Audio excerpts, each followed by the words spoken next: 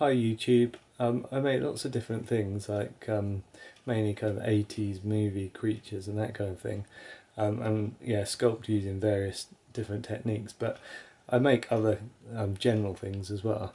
And tonight I'm going to show you some Roman dodecahedra that I've made. If you don't know about these things, they're bronze when they're found, and there's only about 100 I think have ever been found.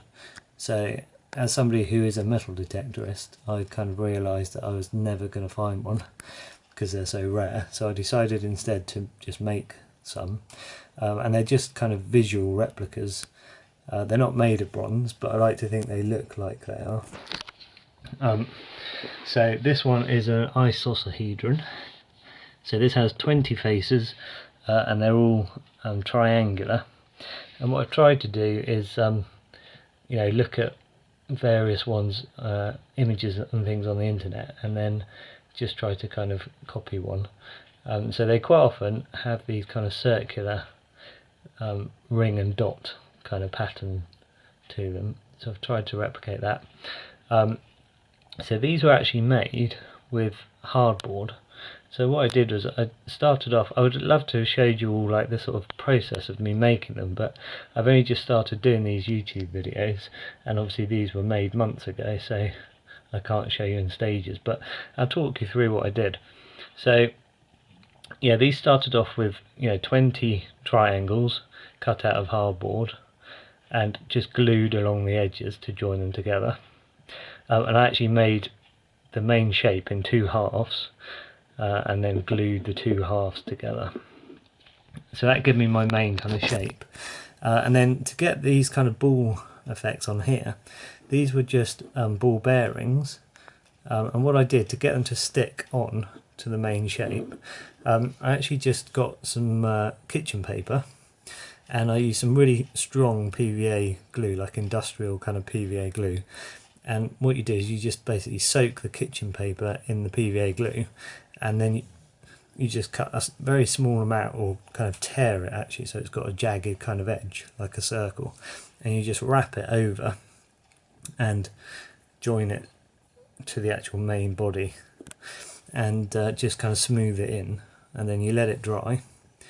And I had to do that obviously for every every corner, so it is a bit of a faff, but when it's done it really kind of sticks them on nicely. They're really like firm on there, rather than if you just got a ball and tried to stick it on, it wouldn't stay very easily. So yeah, that worked really well.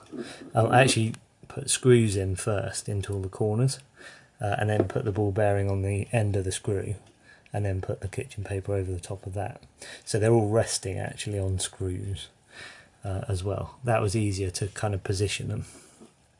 And then yeah, when it dried, I painted it all. So this is all painted with System 3 acrylic paints, and what I did was paint it in various stages. So on this particular one I painted it this very pale green colour first, then I painted it a much darker colour, the very dark green over the top, and then you can actually get some sandpaper and sand away, and it sands the dark colour green down to the pale colour green, and that gives that kind of aged bronze kind of look.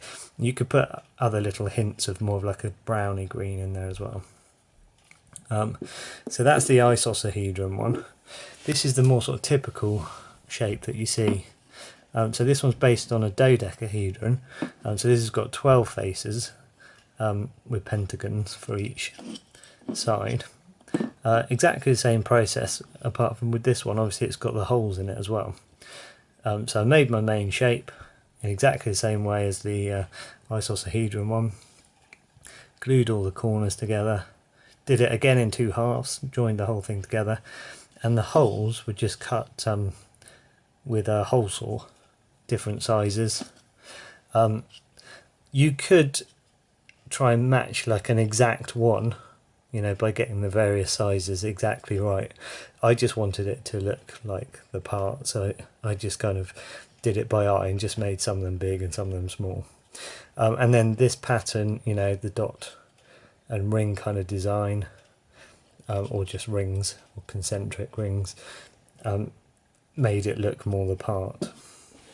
Exactly the same thing again, screws in all the corners, ball bearings on each, kitchen paper soaked in PVA, glue it on, paint it all up, do the sandpapering on the edges to weather it, and because I used acrylic, System 3 acrylics, they're really good and you get really good colours and everything. The only problem is that quite often they scrape off easily afterwards.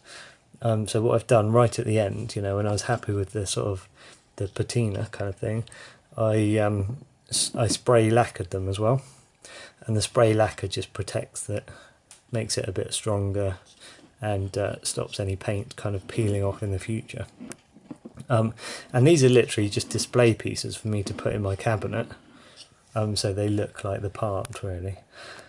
Like I say, the chances of ever finding one, if only 100 have ever been found, and to be honest, if you did find one, I think it belongs in a museum rather than in my cabinet, so this was a much better way of doing it. So I think this kind of thing I really enjoy doing. I mean, like I say, I mainly make things like 80s movie creatures, weird things like gremlins and that sort of thing. So check out my other videos if you want to see anything like that. But these kinds of objects as well that are kind of unusual, because there's some speculation as to what actually they even were, these things. They're quite strange. There are various kind of ideas about what they could be, but they're quite curious objects. And I just like anything a bit unusual for my sort of cabinets of curiosities. So yeah, I hope you've enjoyed watching this video. It's a bit basic, but it's really just to show you something that I'd made a long time ago, and I just think they're such kind of unusual objects. They were really good fun to make as well, so if you want a little project, I can highly recommend it. It's very satisfying at the end, ending up with one of these shapes.